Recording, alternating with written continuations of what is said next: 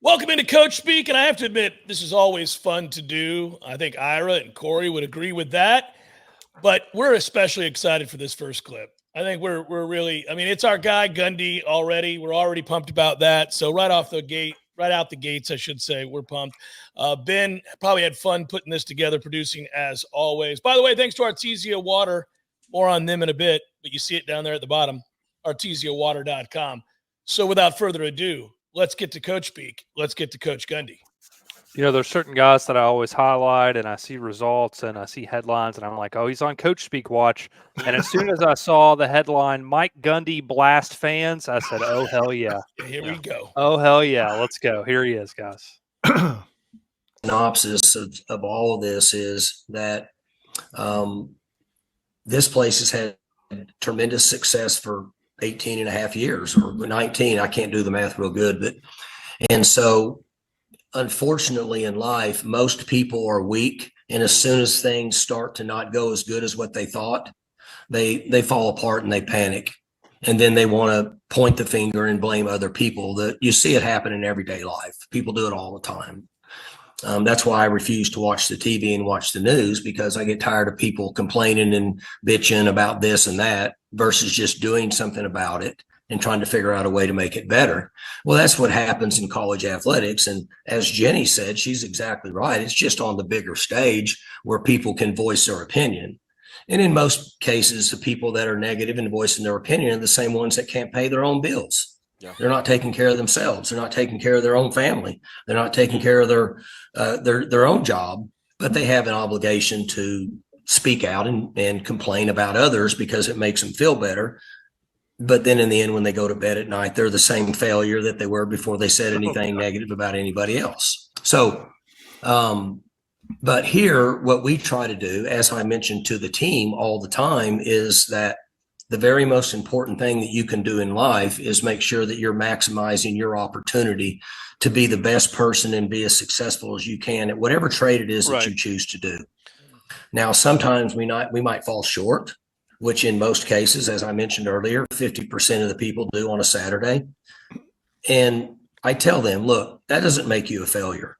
Okay. What makes you a failure is if you have a bad attitude about it, you're not willing to try to improve. And if you shut it down, then in my opinion, you're a failure. Now, that's debatable. That's just my opinion.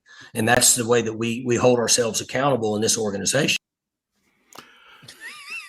We probably could have stopped after the first 40 seconds. Ben, cut that last 45 seconds out. That's worthless.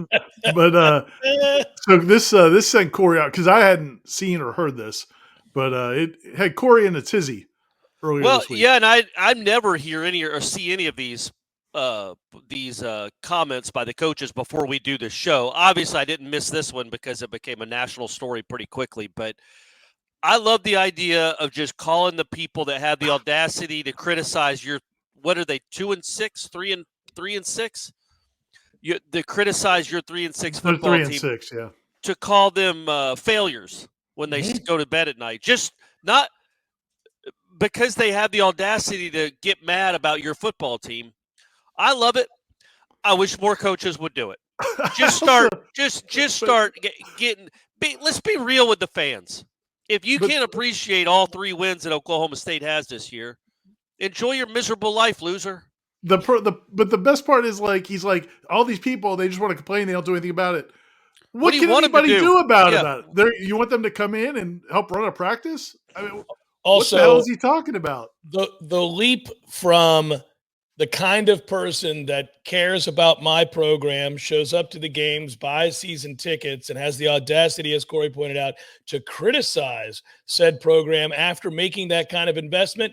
Yeah, that's probably the same kind of guy that doesn't pay his bills, everybody. Yeah. It's the same kind of guy that hasn't been good to his family. He's not a good husband. He's a weak man. They made you a rich person, but you're going to sit there and disparage. He has come out and apologized. For what? Apology. For what? Now that's weak. Stand by what you mean, Mike. Stand by your word. Don't come out and apologize after the fact. You meant what you said. The beauty of it is all of those people got to hear deep down what Mike Gundy really thinks about them. Yeah. Who they are, what they represent. He is on high looking at all those fans, and he thinks they're effing losers. What was the apology, Ira? Did you see it or It was read pretty short. I just saw a written apology, basically like, that's not what I meant to say, or something like that. Or I don't think badly of our fans, or something like. Oh, something well, like then that clears it up. So I just went and looked back.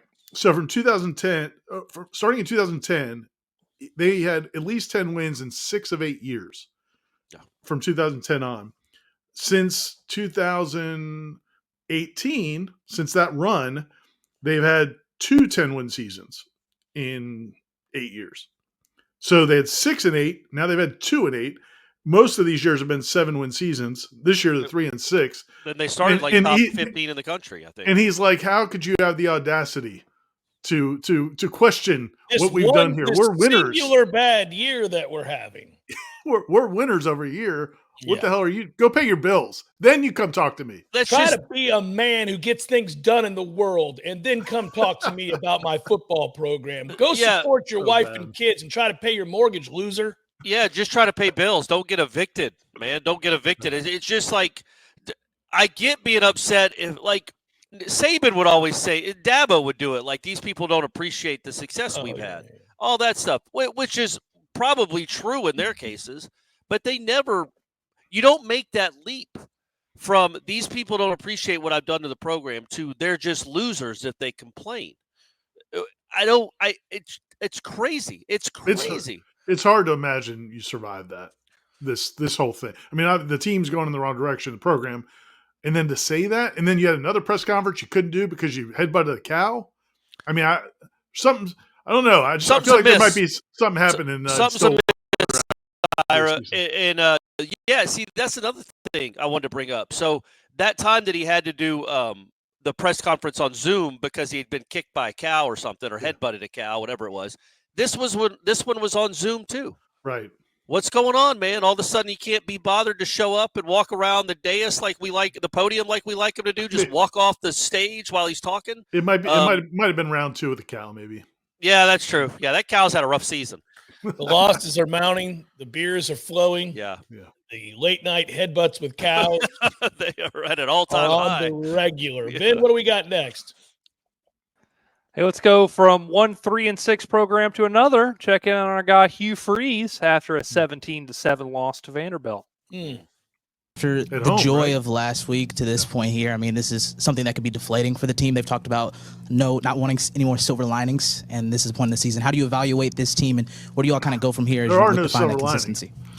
Well, I think finishing in anything you do is important, and the easiest thing to do is for people to check out in life or in football, and that's what the voices will say to so many. And it's one of the things I've been very proud of this team is I don't think that they've given into that and checked out, and they continue to try to lay a foundation for the future of this program, and that will be the expectation moving forward. I liked some hard truths that were shared in the locker room from people like Keldrick and Luke Deal, and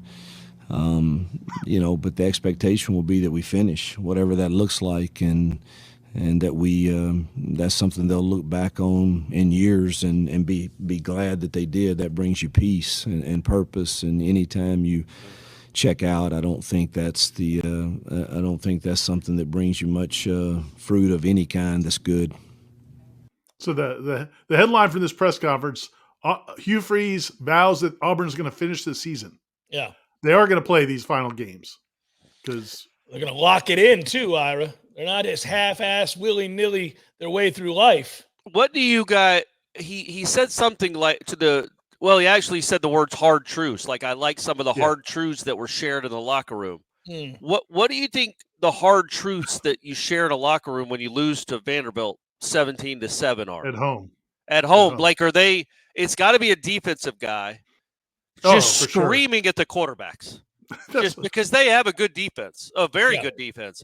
Their offense is like almost Florida State bad when it comes to scoring. That has to be it, right? Is that a hard truth? So like, you guys effing suck. You're the reason we're 3-6. I can't stand looking at you. I mean, that's a hard truth. That is a hard truth. So in 2002, when FSU lost to Notre Dame and the media got to go in the locker room, it was the last time we were allowed in the locker room at Florida State. And Alonzo Jackson was trying to strangle Chris Ricks. Yeah, and Darnell Dockett. Awesome. It was a melee, And but we were able to see like what was happening like from behind as we're walking in. If we hadn't been able to go in the locker room, maybe Bobby Bowden would have been like, there were some hard truths expressed after that game. Alonzo Jackson shared some hard truths with our quarterback. Yeah.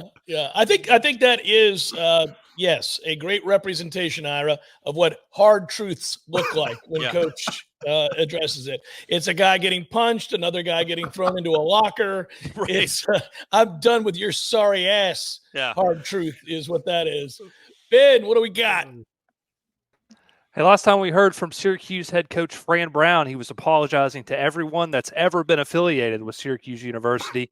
The Orange bounced back. They beat Virginia Tech last weekend, but Fran got a little pissed off, got a little testy when the Virginia Tech kicker was warming up at halftime while the Syracuse band was playing. And was out there doing their thing, and they was kicking in the middle of our band. Like, I don't like that. Those kids go to class. They practice every day. They doing all that. So when I seen that and I heard that, I was really pissed about that. Like, don't nobody disrespect our band, and do those things. So I'm happy it went the way it went, But honestly, I'm ready to go play Boston College. And that's no disrespect to their coach or whatever like that, but it's certain things you don't do, and you don't disrespect Syracuse band when they out there doing that stuff. Never. That's It's the never. last thing you'll do. That's the By last the way, thing you'll guys, it's well known too. He shouldn't have to say it. Yeah. I mean, how long have you known? You don't walk around out here disrespecting Syracuse's band. Honestly, everybody just kind of knows it. My first memory as a child is my dad sitting me down and telling me that when I was like 3 or 4 years old. He's like, I know that there's going to be a lot of things that come your way in life. Understand one hard truth. That's right. You don't fuck with Syracuse's band. I didn't even know what Syracuse was. I didn't even know what a marching band was. But you knew not to fuck with their band. But yeah, exactly right. I've covered Florida State playing Syracuse probably 10, 15, probably closer to 15 or 20 times. I honestly, if you told me right now that they don't have a band, I wouldn't argue with you. I'd be like, oh, you're right. That's weird. Right. Yeah, they never had a band. All that NIL money goes to the basketball team. But so I guess the kicker came out to warm up while the band was still out there, which is pretty great. But I don't know how that would even work. I would love to see video of the kicker coming out to warm up while the band's still marching. Here's on what the I'm field. guessing. I've already played the scenario in my head. It's probably a small band compared to what we watch every day. It's probably, I'm going to say, 100 members. They're probably in the middle of the field doing their thing. Right. He goes to the other side and starts kicking 30, 40-yard field goals. All of a sudden, they start playing John Legend or something, and they start shifting. You know how marching bands will do. They march. They move. They march. They start shifting down the field. They don't remain stationary. Yeah, they're not going to be stationary, and they're probably in the shape of a rowboat or something, and they're moving down the field right into his path. And he's kicking a 30. All of a sudden, he's in the middle. He didn't know they were going to be on the move, which is his fault because he knows about Syracuse's band. We all do. I want to know when the coach got word that happened, because it carried over to the post-game press conference. 2 hours later. It changed everything. Like, he's on the sideline. Did you see them disrespect our band? I think Look at that son of a bitch out there blatantly disrespecting our tuba players. Yeah. And then he said, he's like, and I'm glad this is the way it played out. Yeah. I'm glad they got their L. Yeah. They'll learn. They'll learn, Ira. It doesn't happen around here. I think Tech was winning the game, too. I think they were winning in the second half, so that might have been what turned the tide. Yeah. But, you do wonder who told him, because he's in the locker room. Who went and told him, hey, who in the band told the coach? Maybe the band director. He's out here just steady disrespecting. We can't have it. The band director told on him. He probably rushed into the locker room in the middle of his halftime speech, like, Coach, you won't believe what happened. The band is being disrespected. Yeah, that kid stopped our rowboat. Stop talking about 3rd and 5. The band. Get out there. Ben, what do we got? Hey, I knew we had to work this one in. We haven't heard from our friend Tom Herman in a while. He was in the center of controversy when USF kicked FAU's ass, and they had a very awkward handshake after. I don't know if you guys saw the video or not, but here's Tom discussing what happened. It's beautiful. Field incident. I wasn't here at the game. I caught that on TV, but obviously it blew up all over the national media.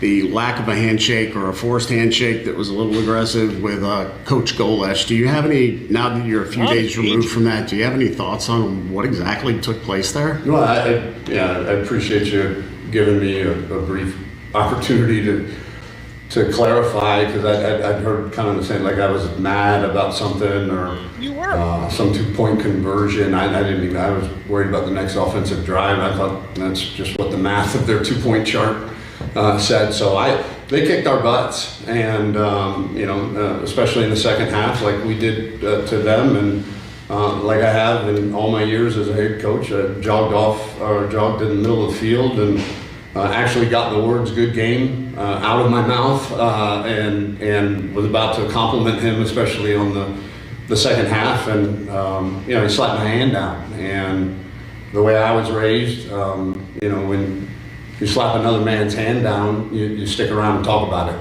And so I turned back to finish. I was confused as to, I wasn't mad at anything. Just wanted clarification. So I turned back and wanted to figure out, what the confusion was about, and he continued to walk away. And hey, like I said, I moved on. I appreciate you giving me the opportunity to clarify, but we'll meet again someday, and we'll figure it out at that point. Oh. I did go back and look at the film from last year and pulled up the exchange, and it was just about the same. You turned around, you didn't pursue, but you turned around, and it was kind of a look of like, why didn't you stop? So not the first time, second time. I know how I handle post-game handshakes, win, lose, or draw, and most coaches that I've been a part of or interacted with, and that's how I'll continue to do it, and not worry about how other people do. So just for clarification here, for everybody watching at home. Little context. FAU beat USF last year 56-14. And they were still they kicked a field goal like at the end of the game or something. I also thought they kicked an onside kick when they went up Something like 49 to 14. They kicked an onside kick. And they also kept throwing the ball up by 4 scores. So it was and he had comments afterwards. And Herman had comments afterwards, basically like, I mean, he didn't apologize. He was like, yeah, this is how it is. We get, basically we're going to establish who we are. So then this guy beats him the next year and pours it on. And I'm sure he's still mad about what happened the year before. Oh, yeah. And it's just awesome. I couldn't find Herman's press conference, so I'm glad Ben did. I did watch Golesh's, and somebody asked him something about, well, I know you guys recruit against FAU, and he's like, no, we don't recruit against them. Oh, man. He's like, there might be 1 or 2 kids that we recruit that they might be recruiting, but no, we're we're in a different league. The 2 programs are going in different directions. What do y'all? But the real question is, I wish we had video of the actual moment. John Boy, who does all the baseball stuff, he actually breaks it down with the lip reading and stuff. And it's all Herman, because is it Golesh? That's his name. Yeah, he didn't say a word. He doesn't say a word, which I don't like the way, like, he's so aggressive and shaky, like slapping the hand down, and then just keeps walking. It's like, I don't know, man. I don't like the way that looks either. Like, Herman has every right to be like, come say something to me if you got a problem with me, because that's what most people would do in that position. And he just walked straight over to like players. Good game. Good game. Nice. Good game, coach. Good game, player. Hey, but Herman's just yelling at him. Tom Herman's not Mac Brown. Mac Brown's the only coach that can go grab another coach, put him in a headlock, like he did Manny Diaz, and is like, no, you're going to talk to me. I don't think Tom Herman has that respect anymore, man. It's kind of I don't like the move of just like this right here and just walking. And he's saying something to you. You can hear Herman. And he just keeps walking. I loved it. He slapped him on the shoulder there, Corey, and said, good job, and kept going. He actually did slap Tom Herman on the shoulder and just said, good job, which is – He should have said, here's your grab your shine box. Yeah, dude, that is so patronizing. Herman's screaming at him, and he slaps his shoulder. Good job. That's awesome. Can we go back and this is only for the video people. Ben, can you go back to the woman that I assume is Herman's wife? It is. She grabs him. Skin. Because another coach kind of bumps into him. Yeah. And he starts to go after him, and she like swoops in like a superhero and grabs his arm and keeps him walking. He could have said, I would have even liked if he said, yeah, go F yourself. Like, just to completely turn your back to him. Right here it comes. He bumped into him, and then she's like, no. The wife's like, hey, I can tell you're about to lose it. And she did she didn't grab it. She didn't grab his sleeve. She dug into his arm. I mean, yeah. Have some spatial awareness when you're trying to. And maybe she wanted to grab his arm, but I just like that. That looked like it hurt. Golesh slapping him on the shoulder with the follow-up "good job" is my favorite. Good job, part. good job. I just couldn't even be bothered. Like, did it? Yeah. Okay, man. Gotcha. Enjoy that loss. Go ahead, Ben. Hey, let's go to the hardwood real quick. This was a good one. This was Jeremy Luther, new Gardner-Webb men's basketball coach's first press conference. This is after losing on the road at Tennessee. Hard-fought effort from the Bulldogs. I think they're the Bulldogs. I don't know. They are today. But they fall just short, and this is Coach Luther's thoughts. Buddy Simmons, he's really good, awesome kid. I know I look really, really young and really in shape. I don't look like I've been doing this for 26 years, but he is as athletic of a kid. Now Ziegler, obviously, he's athletic as well, but Buddy's as fast as any kid I've ever had at our level with the ball in his hands, and he makes really good decisions. If he was 6'1", 6'2" instead of 4'7", he'd probably be playing at Tennessee. He's that caliber of an athletic kid, and he competes. We brought the team over last night. It was funny. We practiced yesterday, got up here, and I said, let's go shoot around. Everybody's out here, taking as they walk in to Tennessee. They're taking videos of the arena. It's cool. It's big for all. All three of my kids are taking pictures and running around stealing drinks out of all the refrigerators. You guys got more refrigerators than any place in America. We got so many drinks out of your refrigerators. But we're all doing that, and Buddy's going through a full-on workout with one of the GAs. He went, and he was dead sweat, dead tired, shots from spots that we work on, he's a competitor, and he's come a long ways, and he's only a sophomore. We're playing a sophomore and two freshmen a lot of minutes out there against the number 12 team in the country, and they didn't back down. Colin Hawkins, big body kid, he's got a chance to be really good. Jacob Hudson, another freshman, who could match some athleticism, had some finishes at the rim. So as long as we don't, as long as Coach Barnes or Brian Lentz or those guys don't call Buddy Simmons and give him a big NIL deal, I hope I can keep him because he's a good player. I like that guy.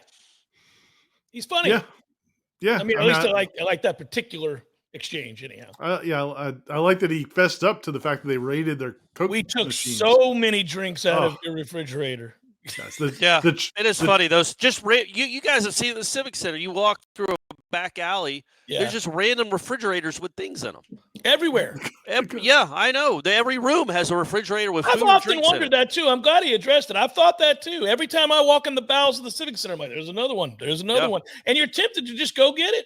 Just go ahead and I'll grab a water. I'll grab a Powerade or something. I'll grab a chicken finger. That looks like chicken fingers. We can have that for later. Well, we know, Corey, your history. You used to eat other people's food, taking it back to the kitchen. That's what I would do. That's why I get to the Civic Center an hour early, just to rummage like a raccoon. Somebody's not going to eat all of this cheese. What do we got? Oh, I know what we got. We got water in your hand, and you drank some water earlier, and I've got water in my coffee, and it's from Artezia. So, and we didn't have to steal it. We didn't have to loot. No, it comes directly to us. It comes directly to us. And you can order and get on a regular cycle here, where everybody gets excited when the water comes to the house, like my kids do. When we're like, "Hey, look at that! Yep, water guys here. Boys. Water. It's like the ice cream truck coming down the road when you see the Artesia water truck rolling. I've become friends with my Artesia water guy. Good guy. I wonder if it's the same guy. Yeah, the good people. My guy's got the big, thick glasses, and they're kind of cool looking on him. I got to give him credit. I think I said something to him last time. I'm like, those glasses look good on you, buddy. You need some help with those jugs? I did not offer to help with the jugs. It's enough for me. It's enough for me to move them onto the dispenser. Yeah. It would have looked bad if I didn't. He pulled up into my driveway, and I was checking the mail. I couldn't just walk right past him without offering up a helping hand. Good luck with those jugs, guy. Yeah. I'll be in here waiting on you. Let's go. You could have been the South Florida coach. Yeah. Good to see you. Just kept walking. I think what it really speaks to is how badly you want that water, that Artesia fresh, delicious water from the. Can't get in here fast enough. Yes, that's what it's about. And you can have it. Water.com, by the way. Go look it up. Yes. And basically from the Panhandle, across the Panhandle of Florida, pretty much anywhere in there up into South Georgia, and I think maybe into South Alabama. If you want water service at your house or your office, go to artesiawater.com, ARTEZIA water.com. You'll like it as much as we do. Great customer service, locally owned. And, and if you tell them that you heard about them on Coach Speak, they'll give you a first month for free. So definitely check out Artesia Water. And I want you people out there who are thinking about doing it, maybe you're on the fence. Here's the kicker. The family that runs it are like the nicest people on the planet. Awesome. I'm not even kidding. Like, it's uncomfortable how nice Trevor and his people are. They are so effing kind. I'm like, is this for real? This is the nicest guy in the world. So anyhow, they're good people. Good people. ArtesiaWater.com. All right, let's keep it going, Ben. Hey, let's check in on Nevada head coach Jeff Choate. I think I'm pronouncing that correctly. That's a tough last name. The Wolfpack are 3-7 this season, but he's confident that he can rebuild the program. So we'll see what Coach has to say about the Wolfpack. Seen it. I think that's there's just so many parallels to this in many of my year one experiences. And, knowing how close we have been maybe actually makes this harder. We were not a competitive football team in a lot of games my first year at Montana State. At the University of Texas, we were getting beaten overtime by Kansas when Kansas wasn't yet Kansas, right? Well, they only won 2 games this year, Coach. And so, like in Texas, you knew you had talent. In Montana State, I knew I didn't.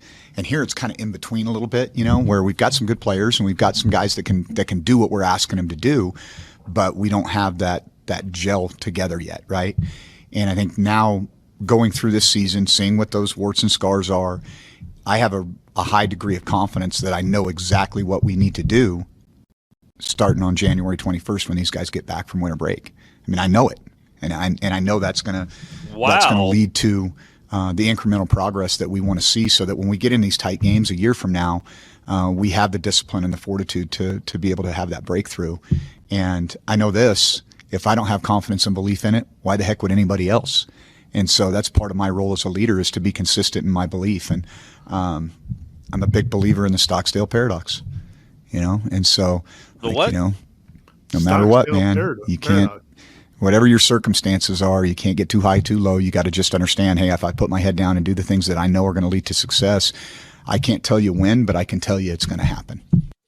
Let me ask you a question, Ira. Is the Stockstill paradox the one where if you could go back in time and you kill your mom, can she die? Is it that kind of paradox? Because if she dies, I'm going to tell you what it is. Because you were never born, so she couldn't have died because you were never born. It's a concept that involves not that one. Maintaining faith while also confronting reality. It's a technique used for navigating very difficult times, Corey, by balancing realism with boundless optimism. That's the paradox, is the reality versus the hope. Yeah, it's like really the three of us, we do it together. Not one of us could do it, but I think together we do it. I also would say this about Coach Choate. I don't know if he's going to turn around their football team, but if I need a dude to help me like cut down a tree and like start a fire in the woods, kill a pig and bleed it out so you can eat it. He's my guy. That dude, he is straight out of Central Casting for lumberjack in a cable TV movie. And I'll tell you this, Ben, the next time we go, if there's another chance this year with the Coach Choate, let's zoom it in. I've got some suspicions about that hair. The hair? The beard looked real. You think the beard is fake too? I've got some suspicions about that hair, guys. Jeff I don't know. For people that don't know, Jeff is a wig truther. And I will find you if you're faking it out here. If you're living a lie, I will find you and I will call it out for what it is. Jeff will just. We've been in places like covering and he'll just like give you a nod at somebody. Yeah, you have to say it. I give you the eye roll. I'm like, look at Buddy over here. Yeah, look at this guy in the world talking about his Stockstill paradox. Yeah. Give me a break, man. You didn't even talk about this. The paradox of your fake hair. At it when we started that clip, I'm like. We also, I feel like we buried the lead a little bit. He said Nevada players get back from winter break on January 21st. Did they leave already? That's when they. It's a 3 month long. Dude, that's when they have to like dig out the snow so they can Yeah, get back, yeah, they live get in the back to mountains campus. apparently, and they have to get on a trolley or a wagon to get That's down the to greatest campus. break of all time if they leave before Thanksgiving and come back in January. Well, they probably leave December 10th. They're off for 5 weeks. When they That's come back in crazy. March, we're going to have a lot of meetings. Yeah, exactly. They come right around the first round of March Madness. We get kids back on campus. That's and crazy. I'm going to freshen this wig up by the next time they get back. I'll tell you that much. Going to be jet black. Yeah. What do you got, Ben? All right, we got 2 more. We're going to go check in on our guy, PJ Fleck. Another big win for Minnesota. They beat Illinois. Row the boat. But kind of weird timing on this question. I think this was the second question of the press conference. Ira, you can correct me if I'm wrong here, but they're asking about a fake punt. They had the big win, but during the game they ran a fake punt that was unsuccessful, and so the second question of the press conference is about that. Of course, that might anger me too. But here we go. I want to see what happens. I want to see this reaction. There's so many great things that we did today, and we're going to talk about the one thing. And I appreciate your job. I love it. Here's what I love it. When we have a safe look. I'll start over so you can start your camera. When we have a safe look, like we did, there are times we will put a tag on it, right? And Mark Crawford's 48 years old. I mean, the guy can make a decision on his own. But it's based he's an on Australian him. punter. He's like 30. It's just on him. We had the perfect call for it. We haven't ran that forever. But the one look they gave us is perfect for it. Now, it's a stretch, right, to the 4th and long. But it was such a great look for him that he just took off. And he has the green light to do that. And that's my call to put that green light on. I could easily put a red light on that. I didn't because I don't want it to be the one look we have it. And he doesn't do it because I put a red light on it. Obviously, it didn't work. We were a few yards short. But it was the right call in the right situation, up 6. Now we get that first down. Maybe we score a touchdown or go up 9. And the game's very different at that point. So is it risky? Well, yeah, there's a risk involved. But most of you are talking about how I don't do much risk anyway. And that was pretty risky. I mean, it didn't work. The 4th and inch at USC worked. This didn't work. But there's times that it comes about where you got to trust your players. And you have those situations that come up, just like the bonsai kick at Michigan. It comes up twice every 12 years. This one was in that situation, and you let him go, and I trust him. And there was no why'd we do that? Nope. It was a good call and a good decision. Just didn't execute it. By the way, that's the most normal he's ever been. I was going to say this is the most I've ever liked PJ Fleck. That was completely disappointing. Can't stand him, and he was completely sensible there. Yeah, and in the beginning of the clip was cut off a little bit, but he was like, basically like, of all the good things that happened today, that's going to be your first question. Yeah. But for a little context, he didn't share it. It was 4th and 12 on their own side of the field. So maybe put the red light. With a lead, apparently. They must have had a lead when he did it, yeah. Put that red light. Put the red light on that red one. Light up there, baby. I don't know if that was, so I mean, it's kind of 48-year-old punter. No go. Yeah, no go. Yeah. No matter what look they give you. If they only have 7 guys out there, don't do it. That was what I was going to say. Standing on the line, we're going to go ahead and say no. That's what my favorite part is. He's like, you just don't want to do it in case this is the one time they don't put the defense on the field. Yeah. I don't want to take that off him. And our punter's like, I don't know what to do. Should I run it or should I go ahead and punt it? Yeah. Still, it's like I wouldn't have handled it like he handled it. I would have been a little more. That's a big win. That's like they're like at 6 or 7 wins now. That's a nice win over what was a ranked team. And then your second question, it's not like you're not at Alabama where they're going to complain about every little thing even when you win, or Georgia. Minnesota, enjoy make that the 6th question. Yeah, I was going to say you can ask it because you're going to have to ask it at some point, but ask it late. Ask it late. Or ask it afterwards. Maybe it was prefaced with, "Hey, that's a great win. I hate to do this now, but I don't know if I'll get another chance to ask you about it." Right. What was the thinking on the fake punt? By the way, that would be a perfect setup. Yeah. What was the idiotic call to make you think you could convert a 4th and 12 with your old ass Australian punter? Yeah. Go ahead, Coach. Go ahead. Red light up there, Coach. Put that red light up there. Come on now. What do we got, Ben? Last one, we've got Kirby Smart. Let's this go. Is a fun question, and Kirby's having none of it. About his visor and how he picks his visors out. So enjoy this.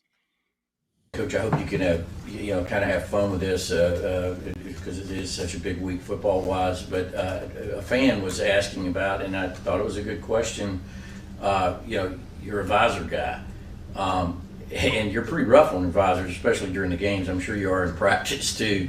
So just general question, like how many of those do you go through? Obviously, your white one matches very well with your white sleeves and black today. You pick them out. Okay, we're getting kind of what's the process, if you could just shed a little light on that? No process. It's whatever they give me. So for the game, they put one down there and I wear it, and then I take it off after the game. The next game, there's another one there. There's 2 or 3 sitting in my office, and I just get one before I go to practice. I don't waste a lot of energy on things like that, Chip. That's the end of that. That is the end of that. The beginning of that, when he first starts asking the question, Kirby, as soon as Kirby hears visor, his head tilts. Yeah. Oh, yeah. Like, what the? Yeah. Like a dog where they think they hear a treat. Just yeah. Like, what was what that? are you about to Did I ask hear that? me? Are you going to ask me about my effing visor? It also seems like that's after the Florida game, right? That's a post-game press conference. Yes. That's a Chip Towers. It might be. Maybe it's the Monday after. I'm not sure. It looks like a post-game setup, like a post-game. That looks like his football gear. He only talks once a week during practice, or during weeks, I think. But if it's a post-game press, Chip Towers has been doing it for 30 years. He's been at the I don't know if he's still at the AJC, but he worked with the AJC forever when I was growing up. He's covered Georgia forever. So Kirby knows about him. Chip covered him in college. It's just maybe that's not, if it's right after the game, that's not the top. Maybe that's more of a midweek question. Even if it's not, man. And the only reason I'm saying this, and I think he was deferential to Chip because of everything you just said. Correct. He's known Chip forever. He was as polite as he that could was possibly Kirby being polite. Yeah, it was. Yeah. If that had been somebody else, he'd have been like, "What are you asking me? Yeah. Are you asking me about my hats? You sorry sack of shit." How many questions do you guys think you're going to get here today? Yeah. Like, how many times? You want to waste it on this? I get the fact that a fan wanted to know that, and it's fine that he wanted to, but man, that could be in March. It could be in the summer. It could. Kirby, because you got to know who you're asking. Yeah. Like you could ask that of Steve Spurrier when he had his visors, maybe, but Kirby Smart chews nails for breakfast. The only thing he gives a crap about is what you think he picks a lucky visor. That dude wakes up and thinks about how many times he's going to talk to recruits. Well, I do want to know. Wait to talk to a recruit. Is it too early for me to call? Honey, it's 4:15 in the morning. Yeah, Kirby. He's sound asleep. He's a high school kid. I want to talk to him. He's not working out right now. He's not working out. And we don't want him. You're moving on. Up at 4:15. We got to move on. He should be lifting right now. Do we really think though that they just lay out his clothes like he's a 7-year-old? Kirby, you're wearing this today? I think they do leave a hat on a chair, probably. Yeah, and the white shirt, as Chip aptly pointed out, the visor matched the long sleeves that he was wearing. I will tell you this, of course, grown-ass men that are golfers have their outfits sent to them for every tournament. Yeah. Professional golfers. Yes. No, they don't send them to me, Corey. They send them to the professional golfers, right? Yeah. And yes, they walk into a hotel room or a house that they rent, and it's already on their bed. Well, that's because they're wearing their product. Right. But that's what I think, to Jeff's point.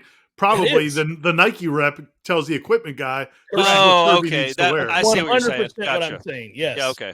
All right. I thought you meant like his wife was like here wearing the white sleeves today, Kirby. That Mike wears what he wears either. By the way, they're all wearing what Nike wants them selling to wear. Merch. It's a great look. I would love it if they doubled down on that question next week after the Ole Miss game. So we didn't get a good answer last week, Kirby. The visors. So you're wearing a black one today. Have you thought about red? What's the machinations of how you came to get that black visor on your head? Does somebody put it on it for you because you don't want to waste any time having to lift your arms up? Also, while we're on the subject, what's with your hair, man? That's not a style. Well, you look like a child with a bowl cut. He lives in Georgia. It's his natural hair. It's a frat boy hair that he's always had. I know it's just real hair. I ain't coming after him for living a lie. I'm just saying that's not a style that anybody has. That's just like hair. That's wasted thought. I was going to say, yeah. that goes in the same line of why he doesn't want to question about a visor taking up 6 seconds of his day. ArtesiaWater.com. Don't forget to go there and go ahead and have those folks come out and drop off those jugs like they do every month at my house. I get excited. It's like Christmas. It's fun. Yeah. You have something to look forward to. You've always gotten excited about jugs. Who's our coach of the week? Oh, I might go Fran. Oh, Gundy. Yeah, I like Fran defending the band, though. I mean, I don't know. Well, that was out of nowhere. That was insanity. That was awesome. I still go with Gundy. I mean, that's an all-timer, right? That's one of the coach speak clips of the year. It might be a fireable. It's Gundy for the wrong reasons. Like it's not. It's just he's an ass. Right. Yeah. He's just like revealing further that he's a horrible human being. But that's the reason we do the show. Yeah, it's true. It's true. Clips like that. That's true. right in our pocket. That's right. I like it better when something else is revealed, like a sense of humor or some sort of benevolence that you never realized existed. Or no, this guy is exactly what we think he is—a terrible person. Well, a loser, and he's a failure. People don't people don't realize this, but Ben actually hand delivers usually the trophy each week. The Dave Aranda trophy to all these coaches. Finding him out at the farm. Yeah, right. Don't be near the cows when you're handing it to them because they're unruly. I can picture him guzzling a tall boy natural light, headbutting cows as Ben pulls up. Make sure you tell him you pay your bills, Ben. Yeah, you're not a loser. Tell him about Artezia Water too. Yeah, let him know. For Ira, Corey, Ben, and myself, so long till next week. Be good, everybody. Enjoy the football. Peace.